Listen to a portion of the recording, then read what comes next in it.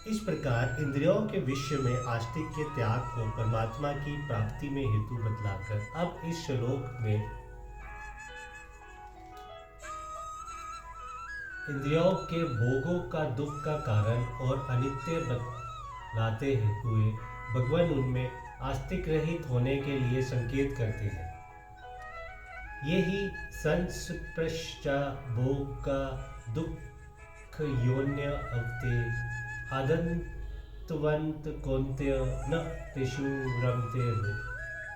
जो ये इंद्रियां तथा विशेषों के संयोग से उत्पन्न होने वाले सब भोग है, वह यद्यपि विषय पुरुषों को सुख रूप भासते हैं तो भी दुख के ही हेतु है और आदि अंत वाले अर्थात दिखते हैं। इसीलिए है अर्जुन, बुद्धिमान की पुरुष उनमें नहीं रमता। इंद्रियों और विश्व के संयोग से प्राप्त होने वाले भोग केवल दुख ही हेतु है। इस कथन का क्या अभिप्राय है?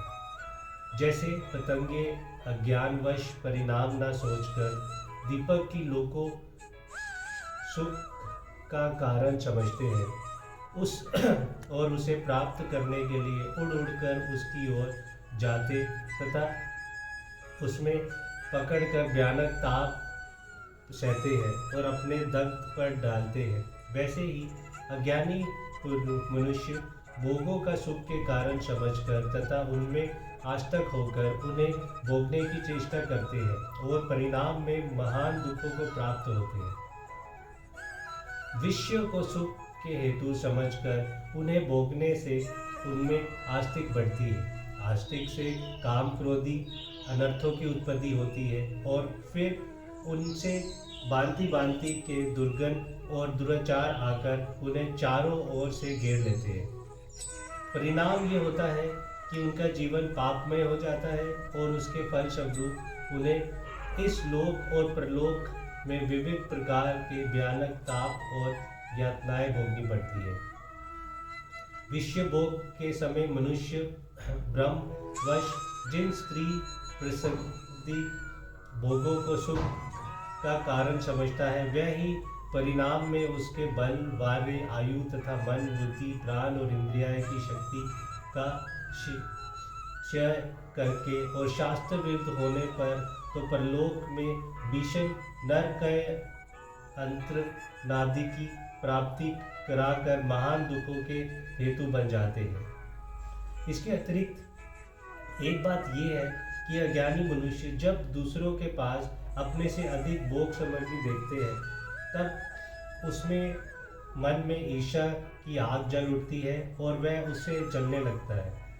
सुख रूप समझकर भोगे हुए विषय कहीं प्रारब्धवश नष्ट हो जाते हैं तो उनके संस्कार बार बार उनकी स्मृति कराते हैं और मनुष्य उन्हें याद करके शोक मगन होता है, रोता बिखलाता और पछताता है।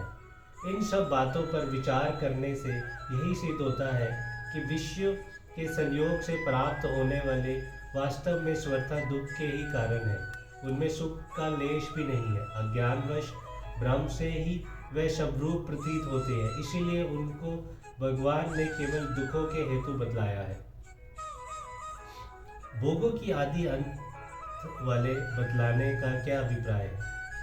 इंद्रियों के भोगों को स्वप्न की या बिजली की चमक की भांति अनित्य क्षण बतलाने के लिए ही उन्हें आदि अंत वाले कहा गया है। वस्तुत इनमें सुख है ही नहीं, परंतु यदि अज्ञानवश सुख रूप प्रतीत होने के कारण कोई इन्हें किसी अंश में सुख के कारण माने, तो वह सुख भी नित्य नहीं, क्षणीय ही है, क्योंकि जो वस्तु स्वयं अनित्य होती है उसके नित्य सुख नहीं मिल सकता। दूसरे अध्याय के 14वें श्लोक में भी भगवान ने इंद्रियों के विषयों की उत्पत्ति विनाशशील होने के कारण अनित्य बतलाया है। यहाँ अर्जुन को भगवान ने कौन्तेय संबोधन देकर क्यों सूचित किया? अर्जुन की माता कुंती देवी बड़ी ही बुद्धिमती, संयमशील, विवेकवती और विषय भोगों से विरत रहने वाली थी। नारी होने पर भी उन्होंने अपने सारा जीवन वैराग्य युक्त धर्माचरण और भगवान की भक्ति में ही बिता दिया। अतएव इस संबंधों से भगवान अर्जुन को माता कुंती के महत्व की याद दिलाते हुए ये सूचित करते हैं कि अर्जुन, तुम उन्हीं धर्मशीली कुंती देवी के पुत्र हो। तुम्हारे लिए तो इन विषयों में आज तक होने की कोई संभावना ही नहीं है। अज्ञानी मनुष्य विषय योग में रमता है और विवेक की पुरुष उनमें नहीं रमता। इसका क्या कारण है? विषय भोग वास्तव में अनित्य, क्षणभंगुर और दुख रूप ही है, परंतु विवेकहीन अज्ञानी पुरुष इस बातों को ना जान मानकर उनमें रमता और भांति भांति के क्लेश भोगता है। परंतु बुद्धिमान विवेक पुरुष उनकी अनित्यता और क्षणभंगुरता पर विचार करता है तथा उन्हें काम, क्रोध, पाप, ताप आदि अनर्थों में हेतु समझता है और उनकी आस्तिक के त्याग की अक्षय सुख की प्राप्ति के कारण समझता है, इसीलिए वह उनमें नहीं रमता। जय श्री कृष्ण जी की जय।